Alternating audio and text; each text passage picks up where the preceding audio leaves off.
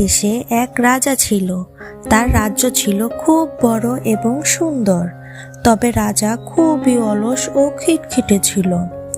রাজা নিজের রাজ্যে সুখী হতে চাইলেও মাঝে মাঝে সে হতাশ হয়ে পড়ত, কারণ তার রাজ্যে সবার মুখে হাসি ছিল না।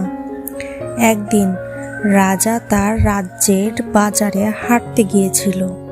হঠাৎ তার নজরে পড়ে একটি ছোট টুনটুনি পাখি। পাখিটি খুব আনন্দে গান গাইছিল। তার গান শুনে রাজা অবাক হয়ে গেল। সে ভাবল, এমন আনন্দ কি করে আসে? টুনটুনিকে দেখে রাজা খুশি হয়ে বলল, তুমি কেন এমন খুশি টুনটুনি? টুনটুনি হাসতে হাসতে বলল, রাজা, আমি তো গানের মাঝে সুখ খুঁজে পাই। আমি তো জানি না কিভাবে সমস্যা সমাধান করতে হয়, কিন্তু আমি জানি যে আনন্দ ও সুখ মনের মধ্যে থাকে। রাজা টুনটুনির কথা শুনে ভেবে চিনতে বলল,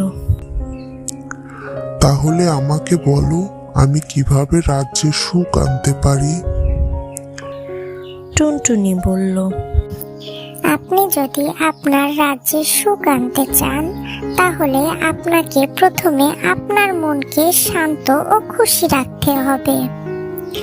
রাজ্যবাসী যদি দেখে যে তাদের রাজা খুশি ও সুস্থ, তারা নিজেও খুশি থাকবে। রাজা টুনটুনির কথা মেনে নিয়ে তার রাজ্যের সকলের সাথে ভালো আচরণ করতে শুরু করলো। তাদের সমস্যা শোনার জন্য সময় বের করলো এবং প্রতিদিনের কাজগুলিতে খুশি থাকার চেষ্টা করলো। ধীরে ধীরে রাজ্যবাসীও আনন্দিত হতে শুরু করলো। টুনটুনি রাজাকে মনে করিয়ে দিয়েছিল যে সুখ একে অপরের মাঝে থাকে, আর সেই সুখ শেয়ার করার মাধ্যমেই রাজ্য আরো সুন্দর হয়।